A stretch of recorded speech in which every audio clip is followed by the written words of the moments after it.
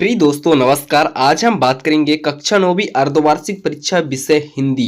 जी हाँ दोस्तों, जो 4 नवंबर को आपका पेपर होने वाला है कक्षा 9वीं विषय हिंदी का पूरा रियल पेपर 100% रियल पेपर और साथ में इसके फुल सोल्यूशन के बारे में भी बात करेंगे। जी हाँ दोस्तों, आपने सही सुना।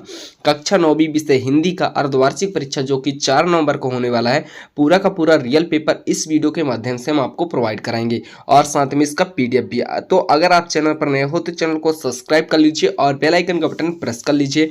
जैसे ही मैं कोई नया वीडियो अपलोड करूं तो आपको नोटिफिकेशन सबसे पहले प्राप्त हो। तो चलिए वीडियो स्टार्ट करते हैं। 2025-26 का ये निर्देश दिया गया है दोस्तों, आपके स्क्रीन पर आप निर्देश देख लेंगे और ये इंग्लिश भाषा में नहीं है, यानी एक ही लैंग्वेज में दिया जाएगा। तो पहले हम बात करेंगे सही विकल्प की। तो सही विकल्प में हमारा पहला प्रश्न क्या है? ललधत किस भाषा के कवियत्री थी? ब्रजभाषा, अवधी, कश्मीरी या हिंदी? तो इसका सही आंसर हो जाएगा हमारा कश्मीरी। इसी तरह दूसरा प्रश्न है, कबीर की रचना किस नाम से जाने जाते हैं? पद्मावत, गीतावली, सूरसागर या बीजक? तो इसका सही आंसर हमारा हो जाएगा बीजक।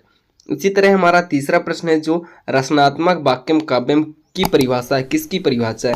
तो आचार्य विश्वनाथ की या पंडित जगन्नाथ की, आचार्य रामचंद्र शुक्ल या भरत मुनि? तो तीसरे का सही ऑप्शन होगा आचार्य विश्वनाथ है। इसी तरह अगला प्रश्न है हमारा, किस पक्षी ने सलीम अली की जीवन की दिशा को बदल दिया? कबूतर, मैना, गौरैया या कौवा? तो चौथे का सा नंबर सही होगा, यानी गौरैया। सा नंबर इसका सही आंसर होगा। इसी तरह पांचवा क्वेश्चन है, पंचतंत्र में किस में समास है? पंचतंत्र में कौन सा समास है? तो द्विगु समास है। जी दोस्तों, कौन सा समास है? तो द्विगु समास है। इसी तरह अगला क्वेश्चन है, राम स्वरूप ने रतन से क्या मंगवाया? राम स्वरूप ने रतन से क्या मंगवाया? तो दूध मंगाया था। क्या मंगाया था दोस्तों? दूध। दोस्तों अगर इसका पीडीएफ चाहिए तो लिंक डिस्क्रिप्शन में है टेलीग्राम का, आप जाकर ज्वाइन कर लेंगे। आपको पूरे के पूरे पीडीएफ बिल्कुल फ्री प्रोवाइड कराया जाएगा। आप वीडियो को शुरू से अंत तक देखिए, आपको पूरे के पूरे स्टेप बाय स्टेप समझा दिया जाएगा। प्रश्न क्रमांक 2 है, उचित शब्दों का चयन कर रिक्त स्थानों की पूर्ति कीजिए। जिसमें हमारा पहला प्रश्न है, कवि रसखान बार बार ब्रज भूमि में जन्म लेना चाहते थे। कहाँ जन्म लेना चाहते थे? ब्रजभूमि में। इसी तरह दूसरा प्रश्न है हमारा, काली लहर कल्पना काली पंक्ति में कौन सा अलंकार है? तो अनुप्रास अलंकार है। कौन सा अलंकार है दोस्तों? अनुप्रास अलंकार। इसी तरह तीसरा प्रश्न है, वीर रस का स्थायी भाव क्या होगा? तो वीर रस का स्थायी भाव उत्साह होता है। इसी तरह तीसरा प्रश्न है, तिब्बती लोग टोटीदार बर्तन को जग कहते हैं। क्या कहते हैं? जग कहते हैं। वे शब्दांश जो शब्द बनाते समय आरंभ में लगते हैं उसे हम उपसर्ग कहते हैं। और नानी के मन में डॉट डॉट की आज़ादी के प्रति जुनून था, तो देश के प्रति आज़ादी के जुनून था।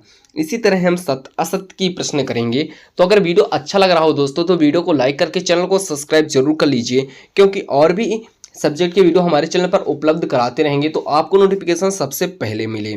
तो हमारा सत्य असत्य में क्या है? पहला प्रश्न, कैदी और कोकिला के कवि सुमित्रा नंदन पंत थे। तो इसका आंसर होगा यह गलत है। और रस के 4 भेद होते हैं, नहीं को। गांधी जी के अनुसार हमें अपनी बुनियादी पर कायम रहना चाहिए, यह सत्य है। जाबिर हुसैन का जन्म बिहार में हुआ था, यह असत्य है।